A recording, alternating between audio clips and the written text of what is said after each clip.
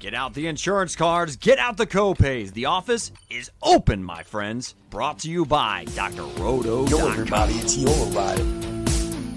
So let's get to it. Bring the pain!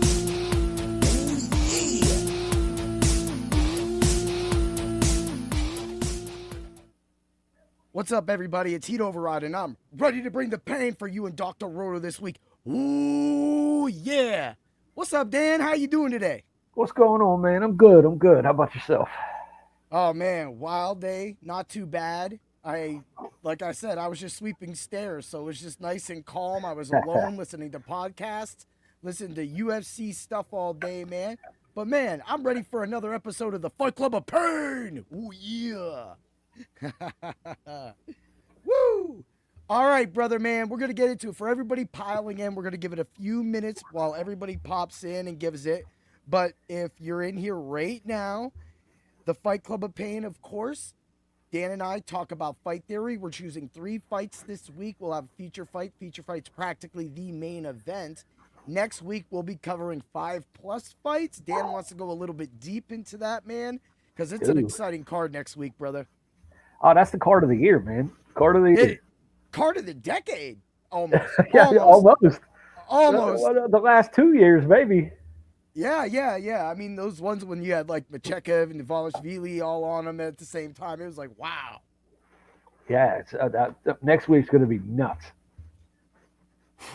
Man. And then, as we talked about, we had already said we had a clip at the Dr. Roto on YouTube and on Bring the Pain on YouTube, both Facebooks as well, too. We're live on the X YouTube, so we are live. If you have a question about the card, ask us. We can definitely talk about that. If you just want to throw in some banter, because we like to play with that too. And matter of fact, sometimes the good banter turns into us winning some money. Yeah. It's so good. But dude, this is the first time that we've really spoke face to face since UFC 110 and the potential buyout of Isaac Dulgarian. Dude, what, from your point of view, seeing all that go down, did you go back and watch the 3 minutes of him trying to get out of that chokehold? Yeah. And he didn't try. No. There was plenty of opportunity where he could have slipped the hand up in there. And so give us your thoughts about that, because everybody can just go listen to my Tuesday episode if they want to hear mine. With fight fixing, everyone knows it happens. I mean, look at every Jake Paul fight. But I mean, it's happened in boxing. It's happened in UFC. It's happened in every promotion that you could think of. And I don't think Dana White is a part of it. I think Dana White likes his position of power too much to do that. I agree. I do not think that he is involved at all. I as much as I don't like the guy, I think he's a pretty stand-up guy on that horizon. I can believe it. Yeah. But I just think it happens, man. Yeah. But football players get paid to take a dive. Same with fighters. Yeah, I mean, we had the Michigan get slapped down by the NCAA. Yeah. We only had Chauncey Billups weeks ago caught in what the hell he was doing, and then of course you got what's that? That was a whole bunch of people from the NBA getting smacked. Yeah, and that's the thing is the NBA literally had. I mean, we go back to the early '90s. They literally had refs tell on them, write them, that this was all scripted. People have lost money, has lost their lives. Practically, you could even say, and I'm just going to say this, you could have said that Michael Jordan's father was killed because, we all know he was killed because of gambling. There's a lot of people that I know close to that was brought up on the podcast with one of the Pot of Thunder members, that he knew somebody close to that case, and that is the actual of that. And what's sad is, what if one of those fixes is what got that man killed? And that is how volatile, how serious sports gambling can be, right? Yeah. I mean, it's it. You figured it all started with bookies and the mafia and everything else, man. So it started with those guys, and now it's the legal, cool thing to do. So Yeah, yeah. And you know, you bring up the mafia. On Tuesday I talked about my great uncle who was practically had turned into a dirty cop, switched over. You know, no disrespect, he's still family, still blood. But at the same time, he had turned and he was told to set up the mafia at one point and they found him at another point dead. yeah, So that that shows right there of what how big that the mafia, and that's really what it is too. When I first got into DFS a long time ago, it was super shady. First of all, they weren't paying any taxes, and second of all, they weren't giving out any W-2s or anything like that. I-90s, nothing was going out, nothing was being recorded. Multiple sites have then wiped all of their systems, and so practically wiping their slate clean. Now yeah. they look pretty, but we do see the sites still pulling some bullshit though, and it goes hand. I'm not gonna say it goes hand in hand with what happened on Saturday, but there's times that the bookies or the boosters, because I also use this as a thing. There's just dark people in the background. There's just evil Yeah. people, and if they're not, they could be boosters like for college. All these years bringing up blue chips on Tuesday. Blue chips with Shaq and Penny Hardaway Yep. showed Nick Nolte's character fail, die. He finally gets that win. He's finally back to his winning ways, right? But at the end of that movie, he gets caught. And Yep. that is what happens, man. I agree. I agree. I mean, it's just it's a shady business. That whole Yeah. that all of Vegas, the whole thing in Vegas, man. It's Mhm. just it's the whole thing's shady. Yeah. And unfortunately, you know, to start the year, we had Otani's problem with we had massive bets coming from his, you know, one of his hometown cities. So then you seeing that, but that just gets swept under. Whereas when you're like a UFC fighter, UFC is a new, practically one of the newer sports, and it's just easier to take advantage of. You can't expect Dana White to literally watch all these fighters while they're flying all over the world Yeah. like they're children. He can't do it. Yeah, and I mean, and he can't stop them from making bets either. So No, no. That might be coming in the future, though, like the NFL, the MLB, how they've yeah, been handing suspensions down. But for right now, it's open. yeah, I They can, agree. so, you know, this isn't just hold back from anybody. Again, all things can happen. You could literally, somebody could slip something into your drink and bet the fact that that pill or whatever they do, whatever they put into your drink before you go out to that fight, that could affect you, and they put that bet on you. You could have no idea this is about to happen. But what really got me was when Dulgarian kept looking at the like clock, like he Yeah, was looking around. He was very nonchalant.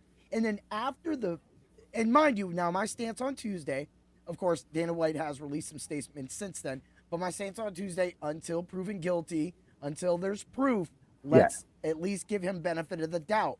But it doesn't look good because since then Dana White has come out and said some comments yeah. towards this, and that he said that he better not have.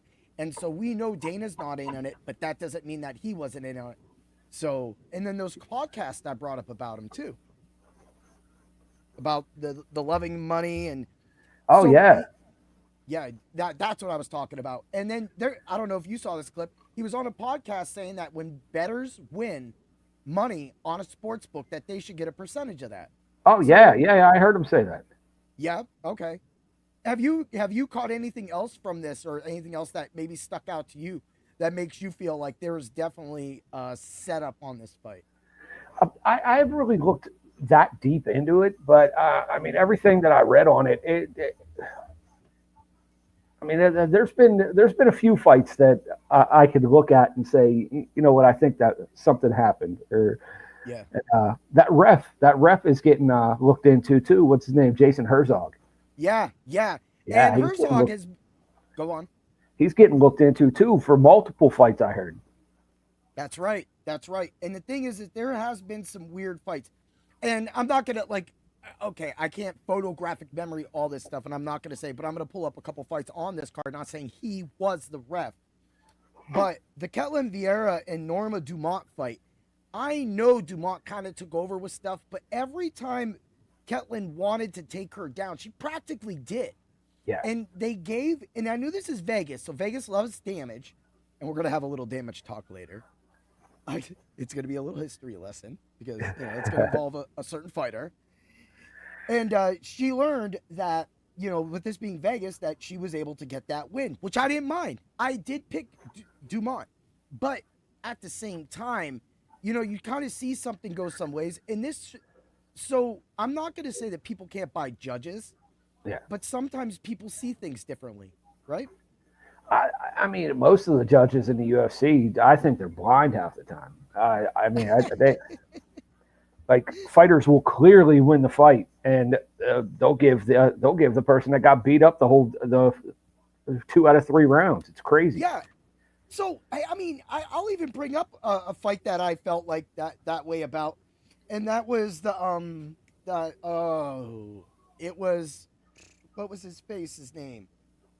Sorry, I'm having a brain fart, but I brought it up. I think it was 2 weeks ago. Jose Delgado and Wood. Now Wood, actually, as a good dude, he did not accept the penalty for Delgado. Did you see that? That was cool. Yeah, he paid it back. He gave it back to him, the 20%.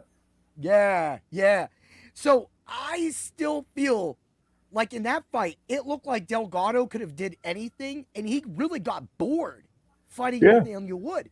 I saw it at the end of that fight. He's just like, do, pop, pop, pop. Yeah. And it was like he became disinterested in fighting him. And I feel that's what he lost the fight, but he became that way, complacent, if you want to say, because he was pacing him up, and he thought that, and it shows on the cards of how much damage Wood took in that fight. Yet, again, this is a damaged card, and they gave it to Wood. So there was, like, in the second round, Wood landed 5 heavy shots on him. And maybe rocked him, maybe didn't, but he saw right past that and tagged him up the rest of the fight. So to me, that's one of those situations where you can say, you see it this way, I see it that way. I don't think there's foul play. Yeah. But, I mean, there's this one judge, and he's on every UFC card. His name's Sal D'Amato. He sees absolutely nothing, and he judges the score wrong every fight. Every fight. He's like the 30-27 guy. He'd be like 29-28. Yeah. 29-28, 30-26. And you're like, what? Yeah, what? He gave him an 8, he gave him a 10-8 round. he lost that round. Dude, what was it? Dude, I'm not saying this was him, but there was like a round. One of the judges gave someone a 28-26. Yeah. They were just like, both these guys suck. Yeah. Oh, boy, dude. Oh, boy. I mean, that's funny. So we'll do a quick review. Last week, 11-2, including the fix or whatnot. Me and Dan went 3-0 for the Fight Club of Pain. Now, what has been crazy is, I tracked the DFS numbers. This is the first week. Not only did we recommend everybody, literally everybody was practically under 25%. Like, we got Nascimento. Now, I think that Nascimento being added late, which at the time I did my DFS lineups, Zachary Reese was not added to his fight. He's going to be fighting Jackson McVeigh now instead of the other guy. So that being said, now Zachary Reese wasn't on there. Now I think that came, everybody was a little scared about Nascimento, and so they didn't really like trust him. So he came in, Nascimento that is, came in at 16% owned. Waldo Cortez Acosta, who we both loved last week, was 14% owned on the main slates. That's insane. Billy Elicana, 15% owned. Ketlin Vieira was 10% owned. And even the infamous Devalier was 21%. And in Devalier, as we talked about, as I was going through the parlay of pain last week, which went 3-2, I did nail the no distance on the Dulgarian fight. You did. I love doing this shit. So, I brought up that I liked Duvalier's chances to go the distance and at least earn enough points. Instead, he just gave us a straight up 101 or a 110, whatever it was. It was great. Loved it. And that was definitely a good sway because all my money was in Dante Johnson. They're even pulling that up. They're pulling that fight up because they're saying that he could have knocked him out. Instead, he went for the choke. But I think Dante Johnson's just that good of a fighter. I agree. I think he could have finished it either way. Yeah. I can't wait to see his career develop now. And he finally got rid of Cedric Dumas, which also has that tie to Zachary Reese with the nut kick in losing that entire night of DFS because I had 95% of Zachary Reese in that fight. I was able to get my revenge through Dante Johnson. So Dante Johnson, thank you. You have made us all happy, and you have eliminated Cedric Dumas from the UFC. I mean, it sucks for him though. He's trying to turn his life around. Maybe not. I don't know. I don't know the guy. Guy's a bum. The guy's a bum. He's a bum. If you're signed by the UFC hiding in a dog cage, you're a bum. Yeah, you're a bum. You're a bum. You're making bad life decisions. Yeah.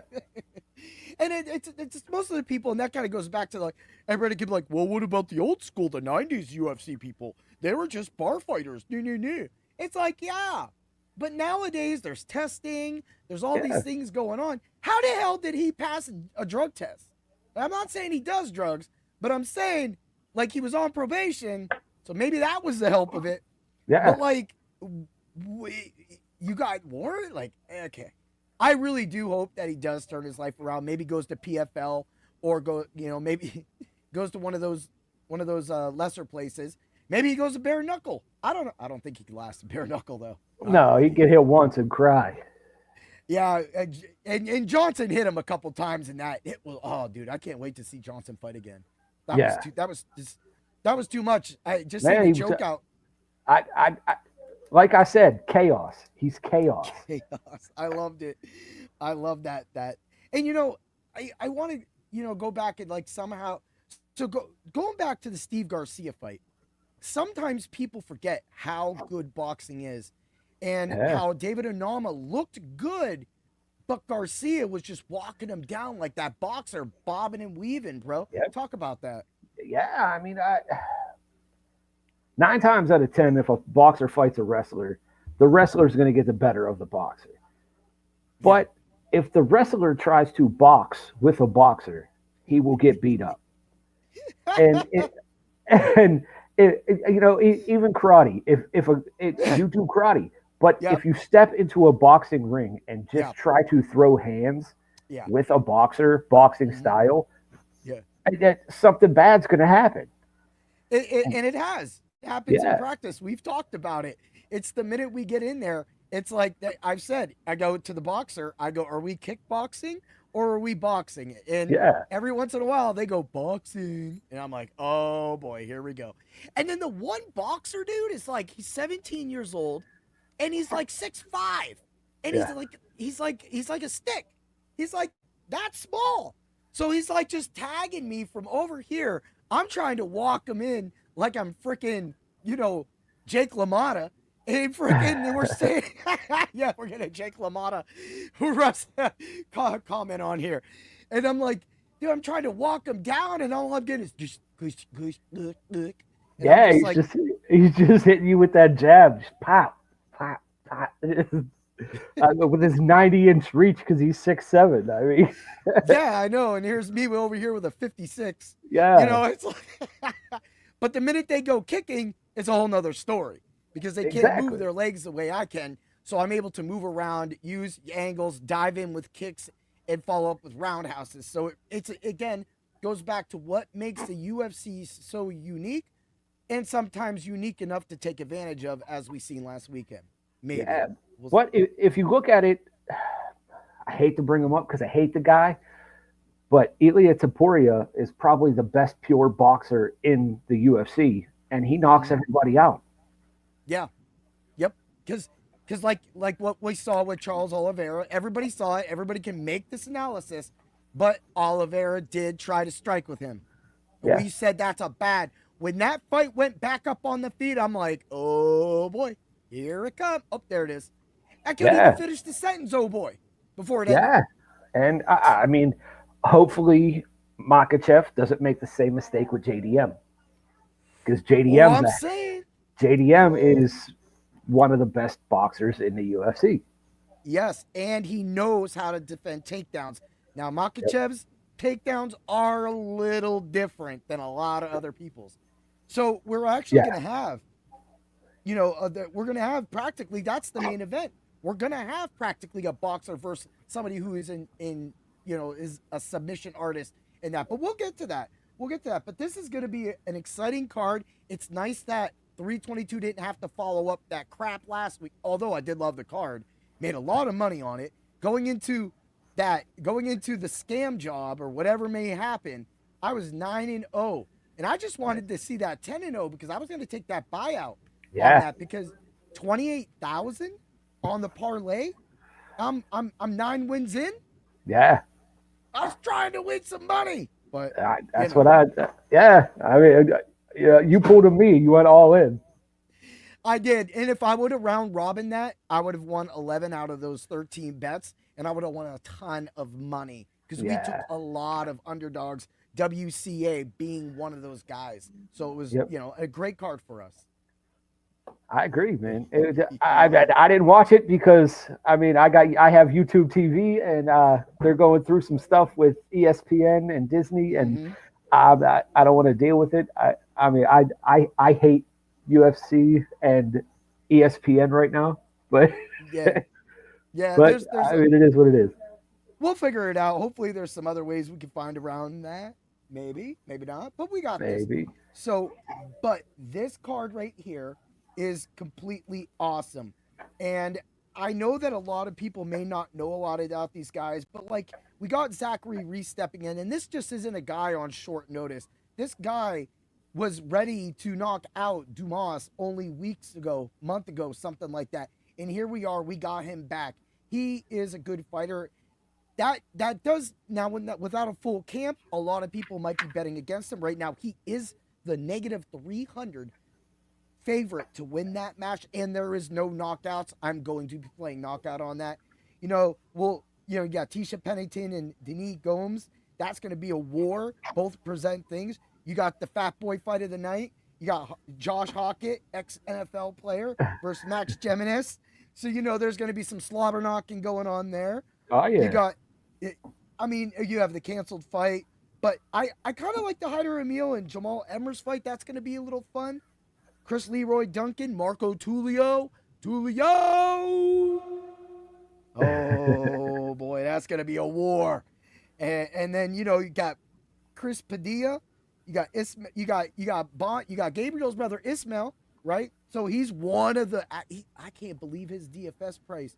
They got that boy at 9,200 or something like that. I'm like, bro, I don't trust you. I don't trust you for that 9,200. So, and then we got some other things that we got, but we'll be covering the rest of those fights for that. Let's get to it though, man. I'm ready for some Vegas 111. Bonfim versus Brown. Let's cover the first fight. Let's get to it. Miles John versus Daniel Marcos. Dan, talk about it. All right, I'm going to cover Marcos first, man. He's 4-1-0-1 since 2023. Looking to get back on track after losing his last fight. He's very active striker with good hands and quick combinations. He'll use his teep kicks and leg kicks to set up his punches and his combinations. He's not a great grappler, but he can defend the takedown. Johns, he's 6-4-0-1 since joining the UFC in 2019, and he's currently on a 2-fight losing streak. He has natural physical strength, and he should use that to his advantage and wrestle Marcos. John's going to look to press his opponent against the cage, throw short strikes and elbows on the break. He'll have the option to take the fight to the ground if Marcos lets him, and he wants to control this fight, being grappling or cage pushing, man. And a lot of the things you bring up is the cage pushing. He's going to be more active that, but both of them statistically are very, very similar, other than Marcos being a little more active with the over 5 punches per minute, significant punches, whatever you want to call it. And both of them, well, now Marcos doing that also absorbs more. But since John is not as active, he's only just around 3.5. He's at 3.38 technically, and he absorbs almost 3. So every punch he gets, he's taking a punch. And Marcos is like every 2 punches, he's going to take a punch and a half. So that's because Johns likes to get in deep and clinch. So he's getting hit. He's getting hit a little bit more. So that's the thing about it. And people cannot put it past Johns. Do you think John's pathway to victory is to get Marcos off his feet then? Yeah, I think it's push him against the cage, clinch with him, throw those short strikes, just the Muay Thai clinch, short strikes, and as soon as the ref breaks it up, throw those elbows on the break. I agree with that. Now, when you look at some of the other numbers, you got Marcos as the overall knockout percentage, a 47% chance of a knockout right now. And per the 15 minutes, Marcos does have an average of a half knockdown. So I think it's possible he knocks him down. This fight, let's hit the numbers real quick because the numbers always tell a story. Distance, yes, is a negative 280. No is a plus 210. Knockout, plus 280. Points, negative 290. Now, I was looking at this fight, doing all the research, and everything is pointing to distance. So I get that. So knockout and points for Marcos is a negative 180. The decision no bet is a negative 215. That's a great fight. If you're looking for a finish and it goes the distance, you get your money back. Definitely going to play that one. Money line distance, yes, for Marcos is a 101. But a first and second round knockout for Marcos is a plus 550. So the knockouts themselves are kind of high, but the knockout for the round is really low. So when I see like a knockout overall for both fighters at like 900, that means that the sportsbooks do not think it's going to happen. When I see a 280, that makes me more, gets me more invested. Over to the Miles Johns side. Money line, distance, yes, because I think if Johns does win this fight, it's by distance, is a plus 212. Love it. Decision, no bet, plus 164 if you want some under action. Knockout and points is a plus 170. Again, you're getting all these positives right now. So this is practically a safe fight. His knockout straight up, Miles Johns' knockout straight up is a 950. You could put 25% of a unit down on that. That's a different thing. So, and I have the under. The 2.5 rounds is a plus 240. Dan, who do you got winning? I got Marcos winning by decision, man. All right, we got that. We got that in there. So I also am going to take Marcos, but for some reason, because we hit some the third round minute? No, second round minute. Yeah. Last week when we hit that, I'm addicted. The fourth minute of any round knockout or any round for Daniel Marcos to win, the fourth minute is a plus 1100. I'm just gonna take that because here's the path, dude. What do you think about that? Let's get your thoughts on that one. In what, the fourth minute you said of it's any the fourth round? minute of any round. Fourth Any minute round. of any round. I mean, I think it could work, but neither of these guys carry a lot of power, man. Yeah. And both these guys are on kind of like losing streaks right now. So I think they're going to want to prove something. So especially Johns. Johns has something to prove. I think he's actually fighting for his UFC life in this fight. Okay, and you are correct with that. You brought up the 2 losses recently. I think Miles Johns is fighting. That's going to make a thing. I think this fight could go distance. That's why we have the money line and distance, yes, on both of those, just to give you a coverage. So if you are going to get a little crazy, play the fourth minute. You could throw a half unit on that. go ahead and take the money line distance, yes, on the Marcos side with the plus 101. Run it back with, let's do, you could even do the decision no bet with Miles Johns. So that way, if you feel like if Johns gets that finish, then you get a little money. If he doesn't and Marcos wins because of the volume, then at least you know you'll get your money back and you don't have to worry about the decision. Any other questions about that, you'll have to get over to Dr. Roto, use code word WIN, get a percentage off your subscription. Either choose the Discord only or use the whole site. There's tons of articles and betting articles. My betting article hit today for Thursday Night Football tonight. We will have a DFS lineup for the UFC this weekend. Thursday Night Football tonight. I already have it written here. And, of course, the Parlay of Pain will come at the end. This fight did not make the Parlay of Pain. But the Parlay of Pain, you got scared. You got scared to get on the Parlay of Pain. I mean, this was one of those cards we were just searching for a third fight to talk about, bro. Yeah. And really, you brought up the Marcos Miles John fight. That was a really cool one to bring up.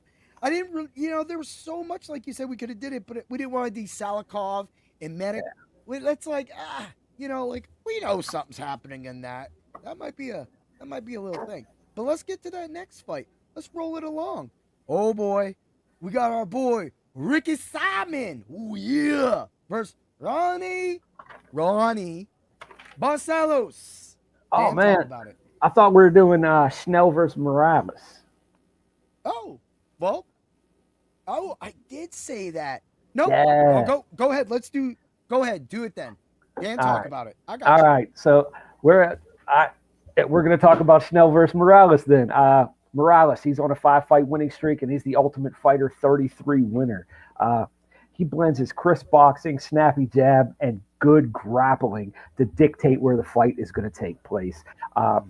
Using his pace, accuracy, and sharp counter punches, that will be his plan of attack today. And he's fighting Schnell, and Schnell is the more advanced fighter because he's in the back half of his career. So Schnell was 1-3 in his last 4 fights, and he's been finished twice in those 3 losses, man. But he is a slick submission specialist, and he has 5 UFC victories in that fashion. He mixes in sharp jabs and leg kicks to set up his clinch to take you down. He'll use his experience, grappling, and clinch work to control this fight. Oh, yeah, man. And another thing about the Matt Schnell and Joseph Morales fight is no one's really giving Schnell a chance at all. When you go to the distance on this fight, it's a -215. When you look at how the fight's going to end, they actually think a tap's going to happen. The knockout's a +310. The sub is a +110. Man, I could go with one of those in a minute. Morales is huge right now. You get a first and second round submission +230. Whereas the knockouts are high. Like, Schnell doesn't even have anything. His knockout for first and second round is a 2,200. You know what? Yeah. I'll play that. I will put a half unit on that because 50 cents is going to win $11, people. That $11 will get you DFS lineups this week. And we can make you our rich friend, man. But even Schnell's submissions are 1,000 and a 1,300. So when I look at all of that, that lets me know immediately. Plus Schnell, +310, decision, no bet. And then you have Morales, -460, decision, no bet. So this fight is clearly going under. The total rounds is under 2.5. They put that at -156. But that -215, I feel, is a little safer if you need the rest of that third round to actually get a chokeout or finish for this fight, man. But overall, I love the knockout submission for Morales. It's a -130. I don't think this fight's going the distance at all. Morales is going to be my pick. Dan, who do you got winning? I got Morales by 3rd round ground and pound TKO. Woo! Morales, the 3rd round. Dude, that's going to be so inflated because they got all the money. So 3rd round knockout, +2,000. +2,000. That is crazy. Like, I'm writing that down to play that because I am all about that. So, that being said, I love the whole fact on that. We already got it. The knockout's going to get you. Play that 3rd round. Why don't you pop back out and then also get also get the sub. Let's do the first and second round sub plus 230. That gives you right there, gives you a wipe. And then you have your third round sub plus 2,000. Because the second third is also a plus 420. You could smoke that bet. Every time we say smoke that bet, it happens, right? It does. Right. So It smoke does. that bet. So let's go winning minute. So I'm going to say, since you did the third round, I'm going to say 2 minutes into the third round, he will nail him. The second minute of any round for Morales win is a plus 550. And also the second minute of round, I have to open it up right now. The second minute of round 3 is plus 2,700.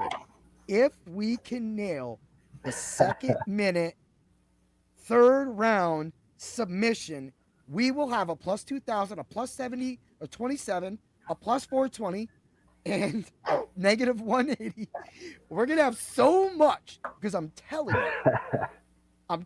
you, Morales is going to win this fight. And if you don't feel that way, then you better just play the distance, no distance, and then hope for the best because you'll make your money at least with that if you do not believe us. But man, dude, that's going to be a hell of a fight. Do you like either one of those fighters? I like Morales. I'm not a fan of Schnell. I think he's sleepy a lot of the times. He takes rounds off. Yeah. Mm-hmm. So I'm not a fan of him. I'm throwing in those bets now, man. I don't even care. We're rolling on those because this is what we do. Like, people are just saying we're crazy that we're just throwing money away. Maybe we are, but guess what? We don't have to throw a lot of money away when you get those odds. Look, if you have a $10, if $10 is your unit, then just throw $2 on it. You're gonna win $49. Like, why not? It's just throw it. You don't always have to be a big baller, people. You can just throw little bets, and you can just hedge it out. Because that's where round robining can get expensive, but round robining can also save your ass too. Yeah. Woo! Well, since for some reason I named all these fights and I wrote down Ricky Simon and the Rouhani Barcelos fight, we'll give out those numbers real quick. The distance, yes, is a negative 205. Knockout 230, plus 230. Points, negative 220. This fight's supposed to go the distance. Under 2.5 is a plus 182. Money line distance on the Barcelos side is money line distance, yes, plus 230. And knockout first and second round, plus 550. Decision, no bet, negative 166. On the Ricky Simon side, the Ricky Bobby Simon side, we're going to go home Bobby right now. Decision, no bet, plus 130. Knockout in points, negative 155. Money line in distance, plus 122. Distance, no, is a plus 156 on this fight.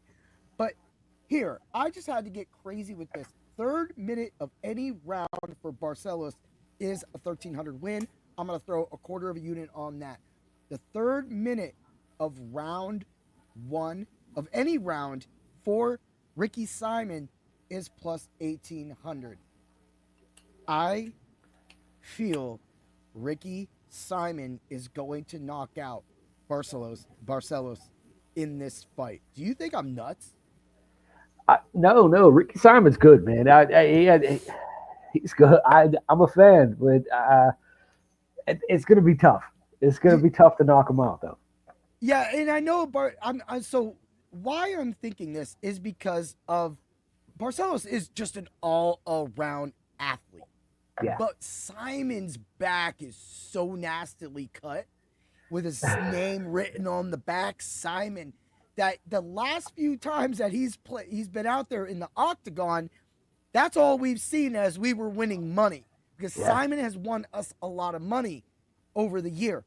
So for me, I got to continue that. I just think that he's going to hit Barcelos and he's going to knock him down. And all it's going to take is for him to mount him long enough with that size and that back, hiding most of Barcelos, that he's going to be able to get that ground and pound on him. And I feel that happens in the third minute of any round, It's a little bit of action I want to take. I feel that fight with those numbers, it's also going to help. It's part of the parlay of pain, this fight. And that's why I just wanted to cover it. So you guys got 4 fights. You guys got 4 fights, man. I love it, man. Who do you got? What did that fight anyway? I got Simon winning that fight. I think it goes decision, though. All right, money line, plus 182. 122. So be safe with Dan. And if you want to get wild and crazy and a bit with me, oh yeah, we're going to be right in the 3rd minute plus 1,800. Yeah. Woo! Dude, it'd be so crazy just to nail all these, and then all these people just out here like, hey, who's the Fight Club of Pain? Why do they keep making fun of us in this stupid little weird voice? And I'm just going to say, because y'all don't got the nuts to pull the trigger. And when I say that so much is people don't know that's actually a Spice One verse. And because it's always stuck in my head.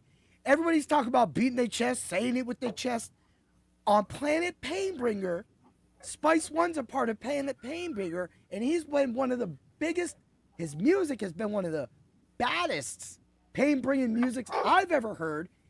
If you don't know Spice One, just go check Strap on the Side. If you don't know Spice One, go check Jealous Got Me Strapped with Tupac, or Hard to Kill with Method Man, or the multiple, he made 2 CDs with MC8, full CDs, and he's got a song on one of those called Revenge, right? And just everything he talks about, it's just crazy. Like he's got this song, Thuggin' Me. And I've always loved this song. And one of the verses is, baby, we cool if they roll up on the caddy. And I'm like, yo, like he just don't care. So we are aggressive here. This is what we do. We talk fight theory. We think about it. We try to attack a finish. We are safe. We like to hedge. That's what the other stuff is for. You get that in the Subs Only Discord at Dr. Roto. And, of course, with the 5-tastic picks or soup can article, you get that. But on this show, we talk about how we can make big money. That's what we do.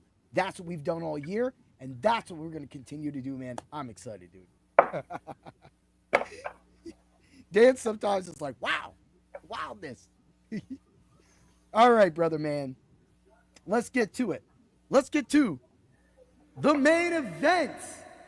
In this corner, we got Gabriel Bonfim. In this corner, we've got Randy Brown. Dan, defend your fighter. All right, man. Randy Rude Boy Brown. He's riding a hot streak right now, winning 4 of his last 5 fights, including a performance of the night bonus in his last fight, a brutal knockout of Nicholas Dalby. He knocked him out. He knocked him out cold. Yeah, he did. He always leads the fight with his strong, long, straight jab, setting up his hooks and combos to the body. He uses his front teep kick and other body kicks to wear down his opponents constantly. He's going to need to be in top 4 to defend takedown attempts from Bonfim, because that's what Bonfim's going to throw at him. Randy Brown is the better boxer, and his body work will be the difference in this fight. Let me talk about my boy, Gabriel Bonfim, the Marentia, whatever how you ever say that, of the world. He comes from the Bonham Brothers Academy. This man is 18-1, 13 subs. We got 3 knockouts. We got 2 decisions. This is an easy thing. Going back to his last fight against Wonderboy Thompson, you sat there and thought Wonderboy won. He did win the striking exchange. He did win everything. And for some reason, the judges weren't in a damaged mood that day, because my boy Bonfim was able to control him and keep him on the mat when needed, not be able to get the sub, which is kind of crazy. But a little bit of research on the Brown side of things, I've seen that this guy has actually, on top of knocking out the man that knocked out Bonfim, Dalby, this man has also been choked out by not by Bonfim. Soon he will be. Not by Bonfim, but he has been rear naked choked multiple times in his career. He has given up his neck multiple times in his career.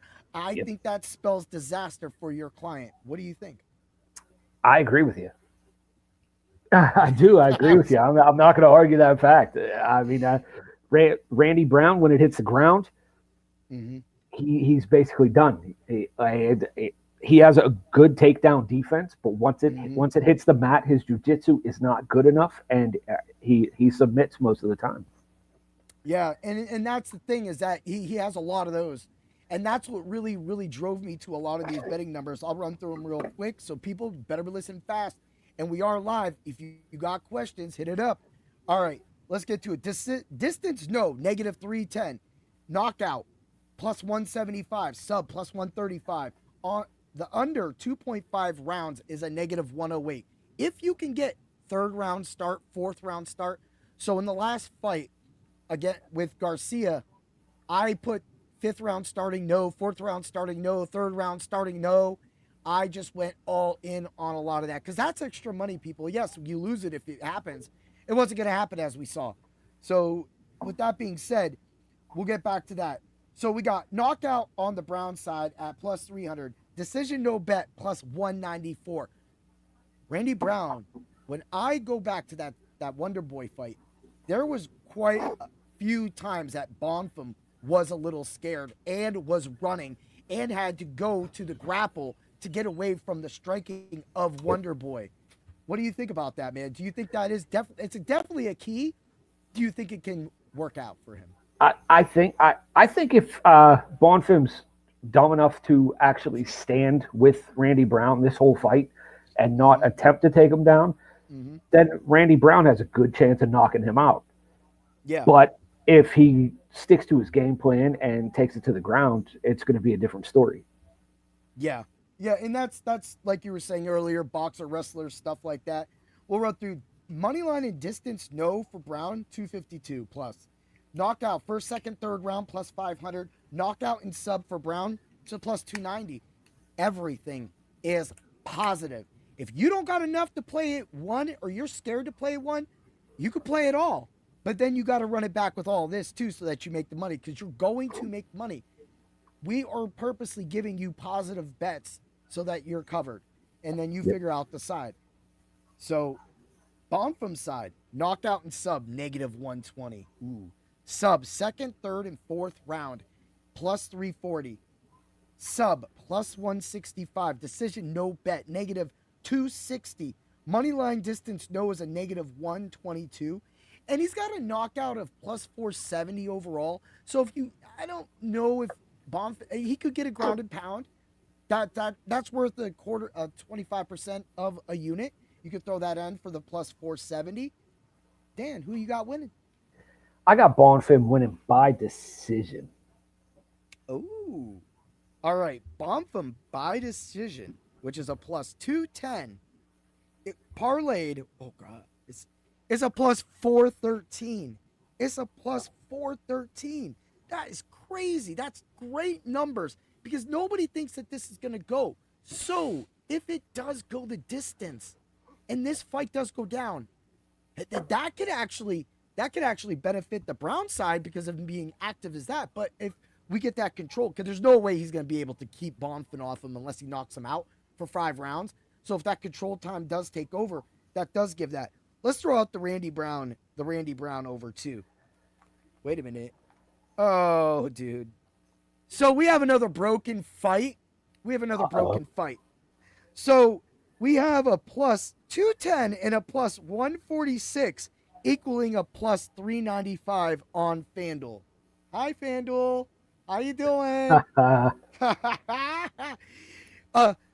Now, Bonfim's side, a negative 188 and a plus 210 is a plus 413. Like,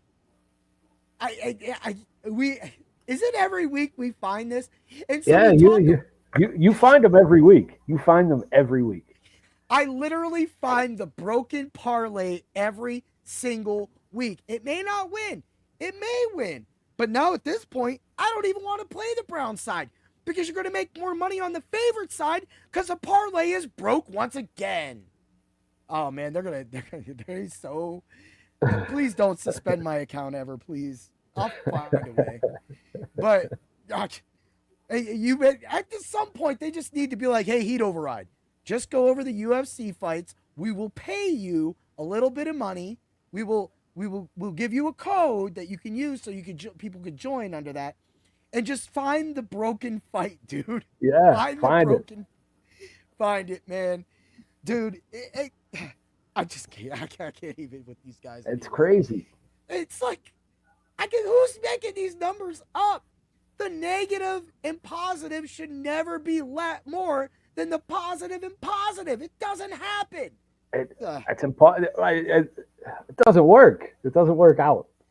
Dude, and then DraftKings is over here rolling in their damn Discord trying to get everybody, like, dude, I'd be watching it, right? And DraftKings people will be like, yeah, man, what bet are you playing?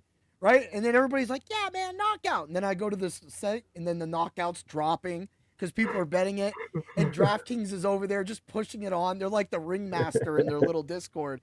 I watch it. I don't ever say anything. But I love DraftKings too because, you know, DFS-wise, they're the superior site to FanDuel for the UFC. But they are way more contests, way more options, just way more. So yeah, but FanDuel's math isn't mathing right now. Like, the math isn't mathing. They lost too much money on that fight last week. The guy was like, I don't know what to do, and they're like, dude, make it right. So he's over here just messing numbers up, Math. They didn't watch Sesame Street growing up.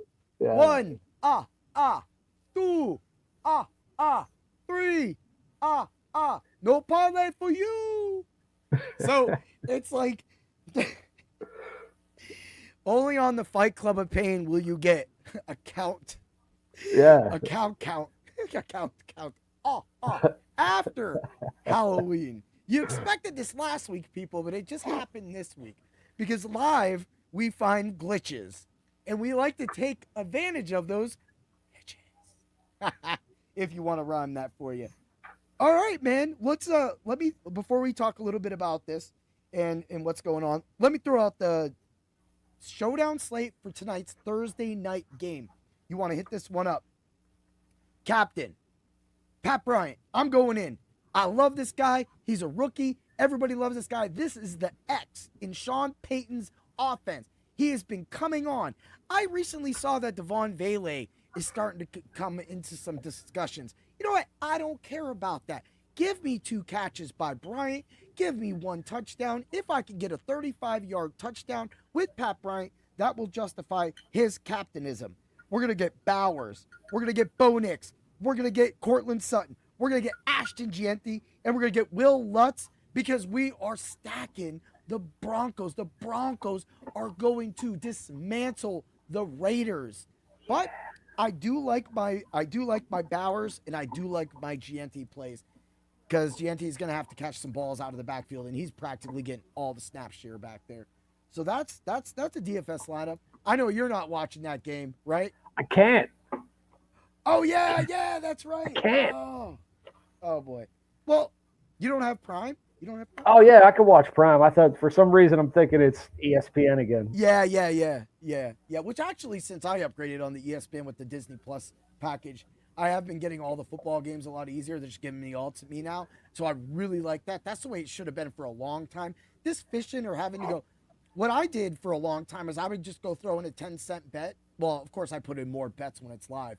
But if you ever wanted to watch a football game, you can still do this. You just have to put a 10-cent bet live on the game on either FanDuel or DraftKings, and then you can watch it. However, I will say I think they were listening to me the one day, and I went to DraftKings and I put 10 cents in just to get the game because I already had the bets done, and it wouldn't work. So I had to put a 20-cent bet in, and they're like, bro, you're not watching the game for free, bro. You got to throw another 20 cents on this game.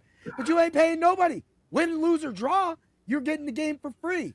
So, you know, I'm just that guy. I look for fun little easy things to make the things happen. There you go. Like those parlays. I just stumble across them. It is. So about this card, you don't think so if Bonfim wins this, he's getting a lot of push.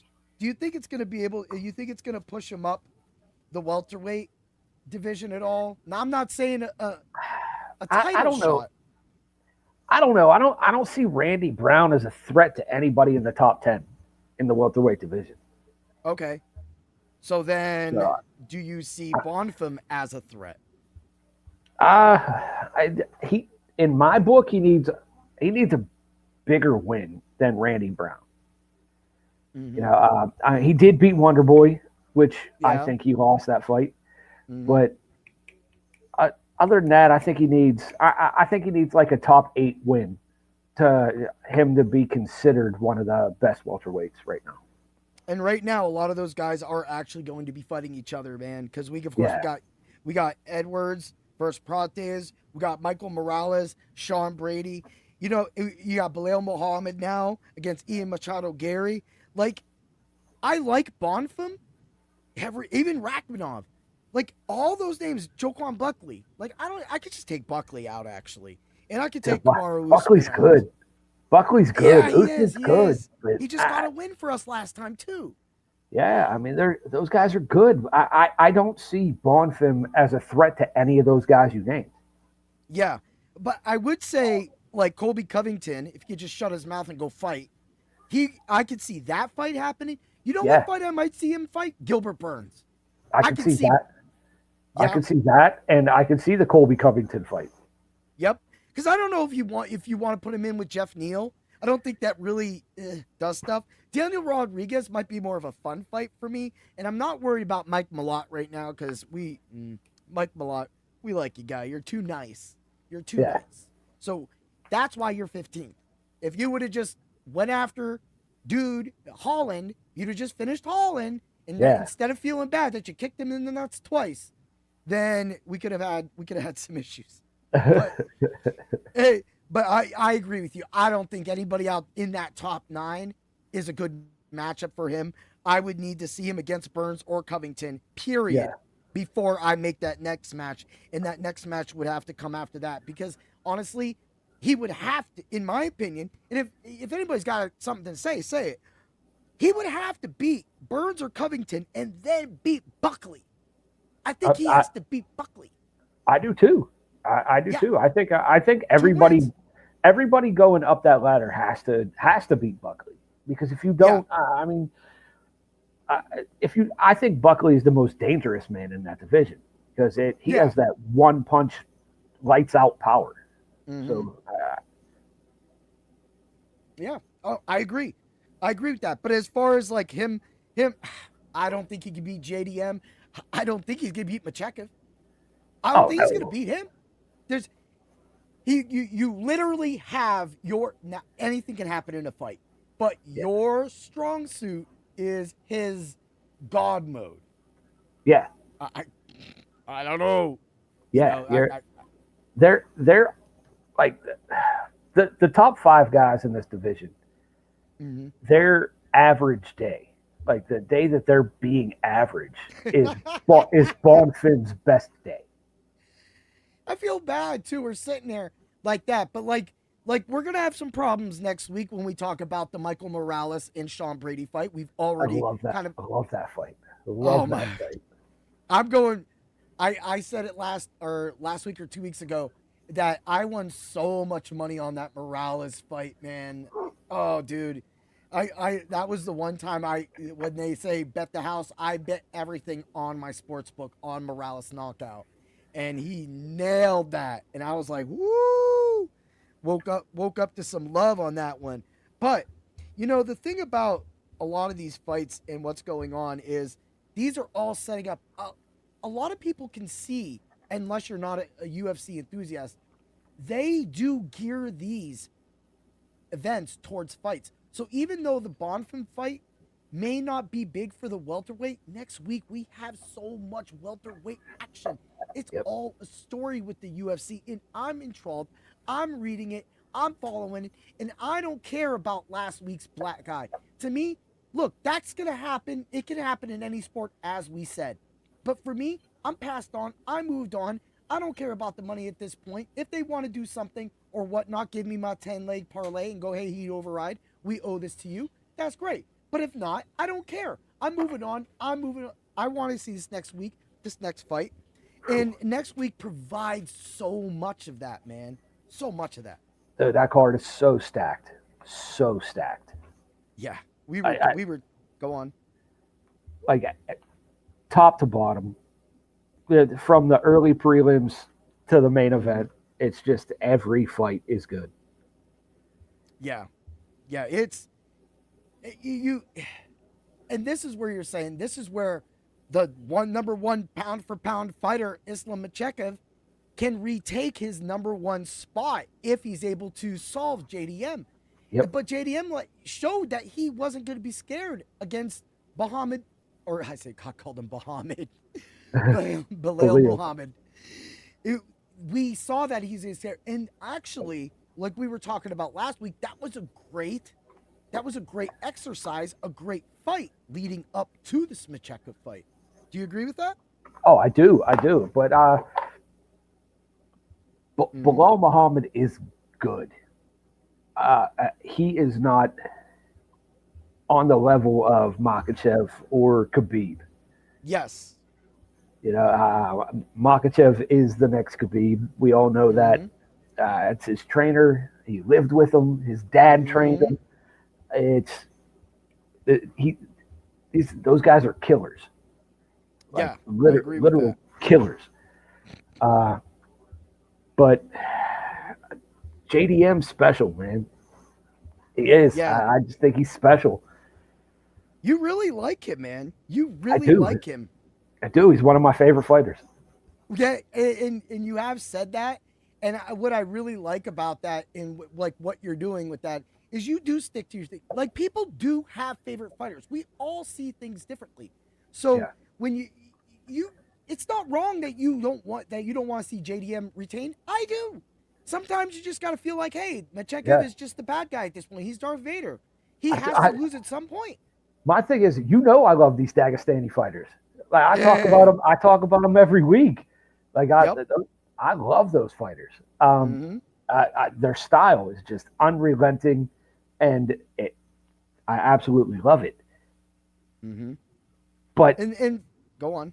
It's almost like Khabib versus Conor at this point for me. Yeah, like it's almost like part. It's almost like part two with Makhachev and JDM.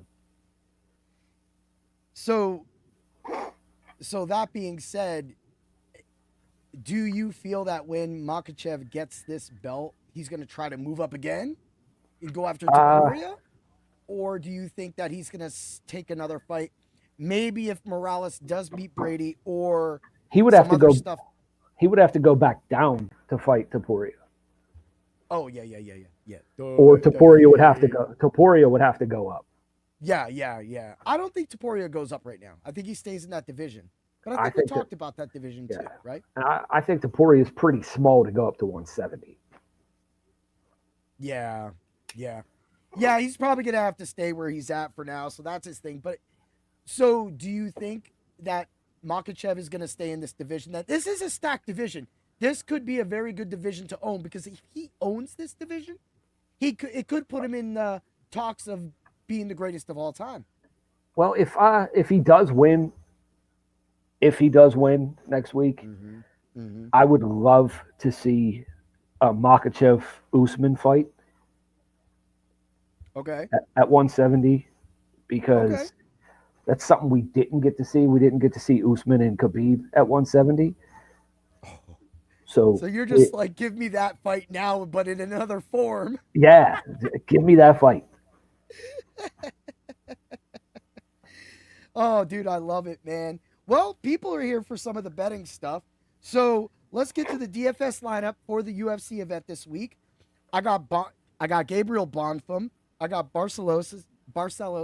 Now, of course, I did say Ricky Simon's going to knock him out. This was a lineup that I did throw in for Tuesday. So I will be giving you the DFS hero. That's what I've been doing over here. And then also looking at my football lineup. I will give you a DFS hero lineup as well. So we got Gabriel Bonfim, Barcelos, Morales, Emil, Salikov, and Marcos. I think that gives you a solid 50-50 lineup right there. That could definitely get you some action.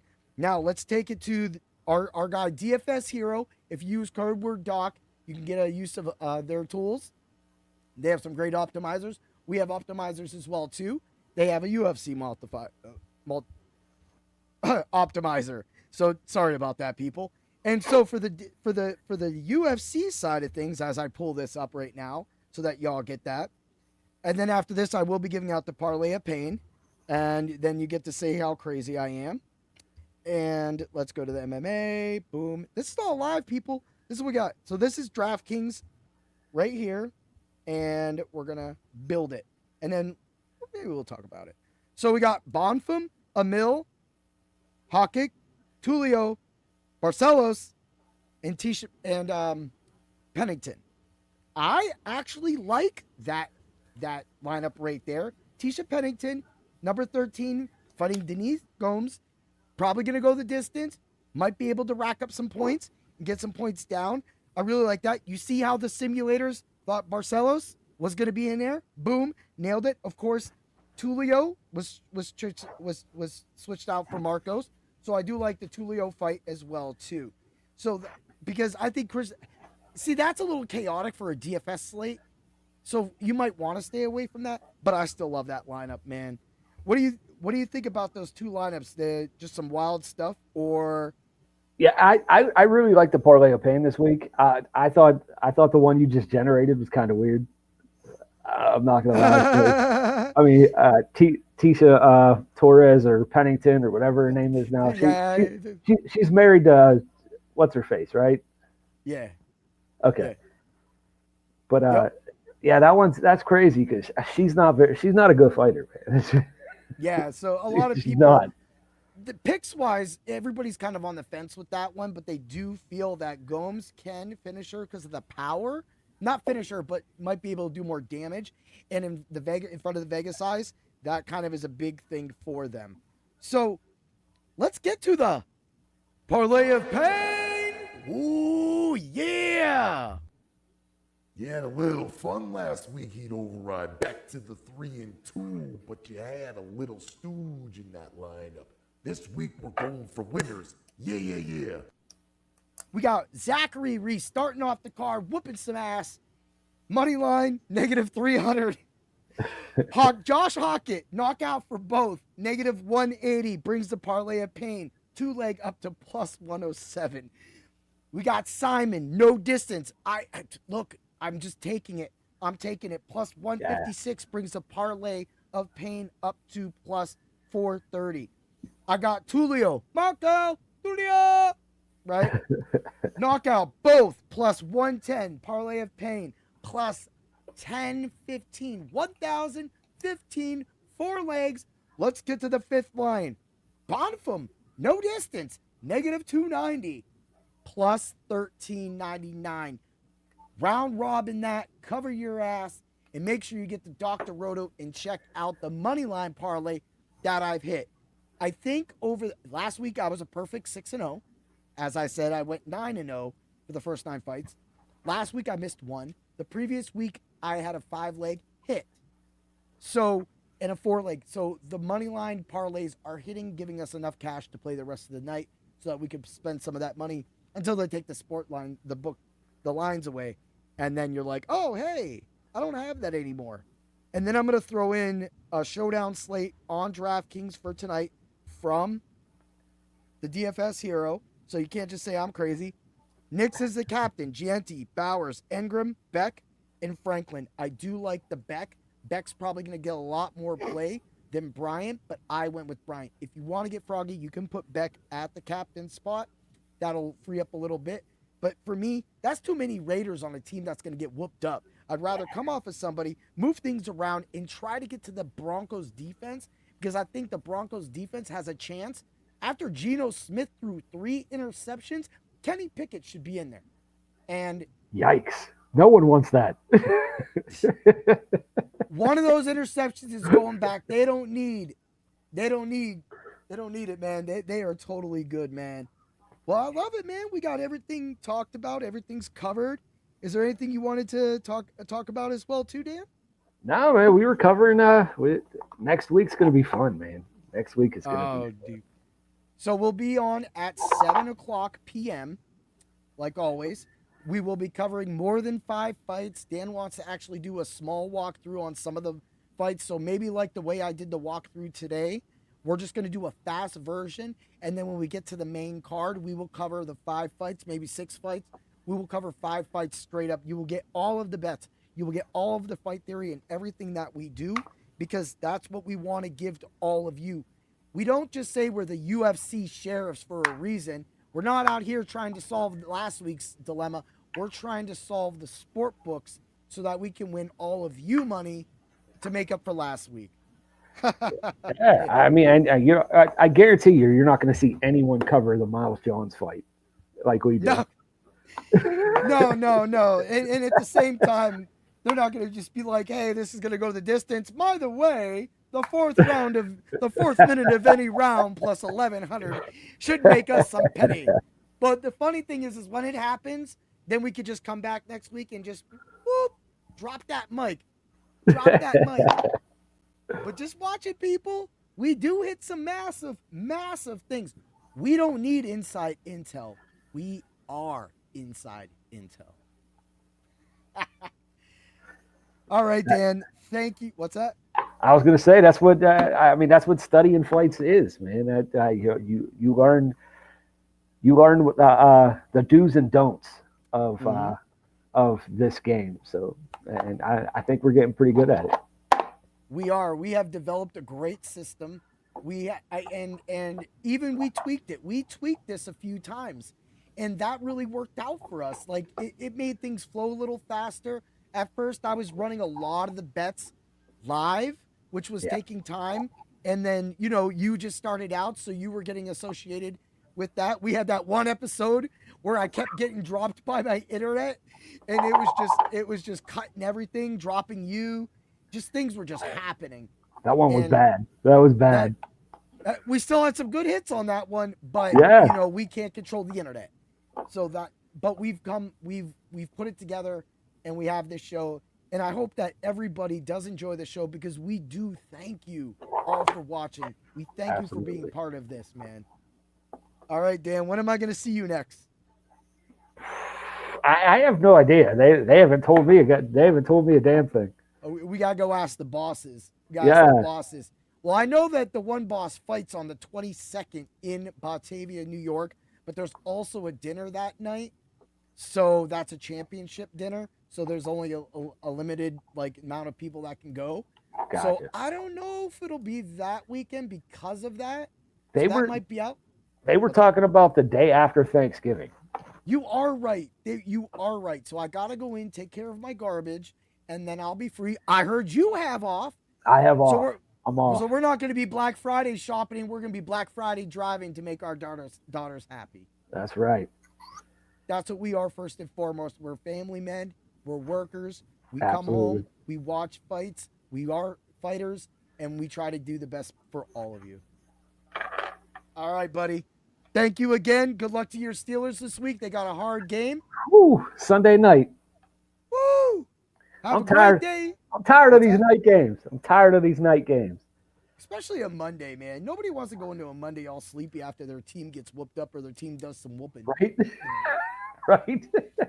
Yeah. So the whole Aaron Rodgers and Steeler football games just are wild. Like, you guys are just 5 heart attacks in a game.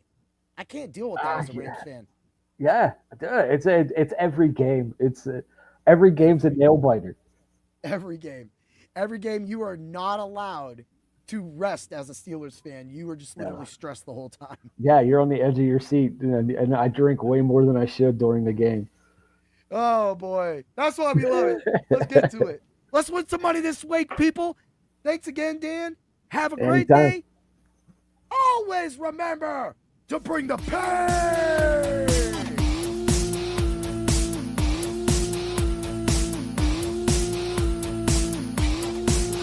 Thanks for stopping by the office. Get your fantasy prescription by subscribing to the channel and checking out drroto.com. Until the next visit, be well